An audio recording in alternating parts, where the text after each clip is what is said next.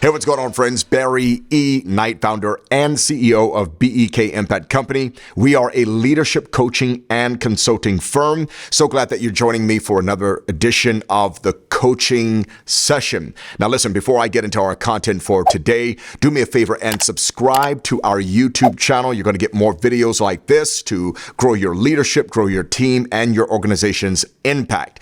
I'm so glad that you're joining me. Listen, I want to talk to leaders specifically about this topic that has been coming up in a lot of my strategy coaching sessions and leadership coaching sessions about data. D-A-T-A, data. What data? Data. A lot of people talk about data, and we go to meetings and we see pie graphs and bar graphs about data. But what I notice is a lot of leaders and executive teams find it very difficult to move the data into actual operations. What do we do with the data? And I want to speak to those leaders that are leading organizations that are impacting people.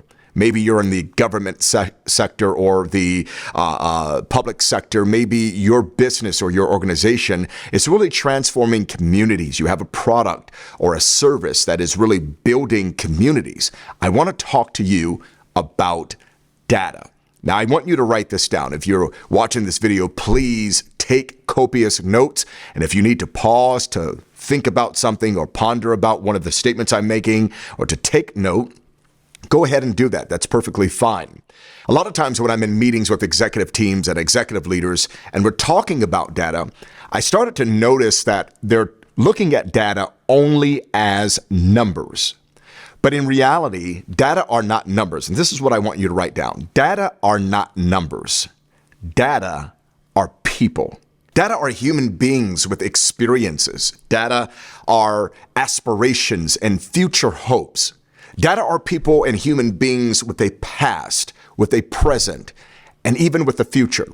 And if we're only looking at data as numbers and trying to figure out how do we make a decision off of the data, the numbers, then my friends, my leadership compadres, we're going to miss so many other things that data really represents. And so one of the things that I want to encourage you is after you get your executive team in the room and those that are really reviewing the data, your analysts, we're looking at it, we're trying to disaggregate it, try to reach out to the people who the data represents.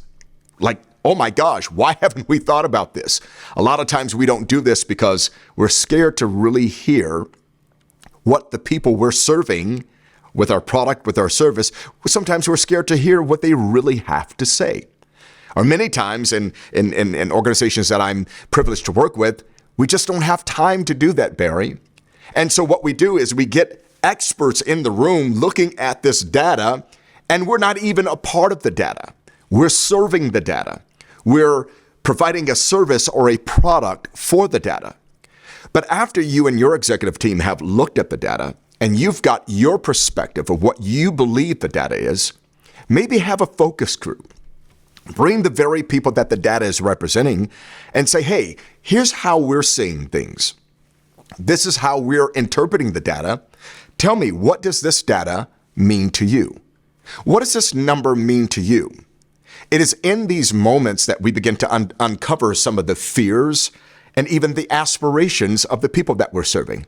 Now, I want you to think about that. Wouldn't it be better and even more effective to have the data, have your analysts in the room, your data analysts, all those people? That's great. You need that.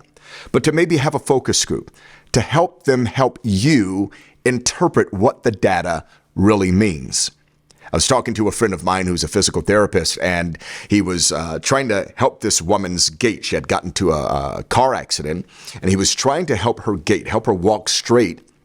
And so he put tennis shoes on her, and she kept kind of leaning back. And he was noticing this slight lean back when she was trying to walk. And he was doing all this, looking at data and going through all this tests and all his medical science and his schooling and education and saying, well, let's fix this. So he was leaning on his own education and experience to try to help this woman. Finally, it hit him. And he simply asked the woman the question, ma'am, what type of shoes do you normally wear? And she said, oh, I love my high heels. She said, I very rarely wear tennis shoes. I'm always in high heels. And then it hit him. Help her walk in the shoes she wears. But because of data and his studies and his research and medical science, it says you do physical therapy and you put tennis shoes on them.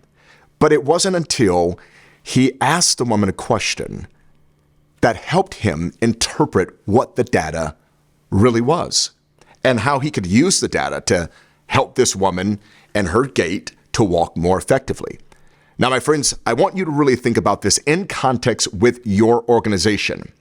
What parts of data are we spending money on? We're making decisions, spending money on these decisions, spending money, getting resources. We're putting a lot of time. We're pulling people from one unit to focus on this because we have to get this improved. We have to get the data going from here to here, or maybe get the data going from here to here. But I want you to think about the benefit if you were to just bring people into the room and say, help us understand this data set here. Now, many of you, like me, we go and get our yearly checkup, or maybe even twice a year, go get checkups at the doctors. Now, what I would not want is for my doctor to look at my chart and look at data alone and prescribe me medication or a procedure, or saying, hey, Barry, listen, we saw your blood pressure was very high. You need to take this medicine. What I would hope my doctor does, he or she, is sit down with me and ask me questions so that they can get better understanding of why that data is the way it is. Because once again, my friend, data are not numbers. Data are people with habits, with abilities, with fears. The doctor may ask and find out, you know what? Hey, listen, I just lost my job. I've been eating like crazy. And so maybe the resolve to this, or the solution, is not more medication. Maybe the resolve is you just need to rest. We need to reduce that stress level. You need to exercise more. Are you seeing what I'm saying? So I want you to think about this. How can you get the people that the data is representing at the table to help you understand and interpret that data more effectively? Just think about how much more powerful and effective your service and your product for those people will be when you get their input on how to make it better for them. Well, listen, I hope you got something out of today's coaching session. Don't forget to subscribe to our YouTube channel. Please follow me on all of our social media platforms. Once again, you can type in my name, Barry E. Knight, on Facebook, on IG, and on LinkedIn. And by the way, listen, please, if you have not already purchased my book called The Gift Called Leadership, How the Leader's Presence Empowers Others to Succeed, you can go to my website, www.thegiftcalledleadership.com. It should be right there on the screen. Go ahead and go to that website, please. $22.99, purchase for yourself and for your team. I would greatly appreciate it. And I know this book is going to transform how you show up as a leader and inspire people to achieve great things with you. So, nothing else from me. My name is Barry E. Knight. I am a servant, and I was created to serve you. Two fingers.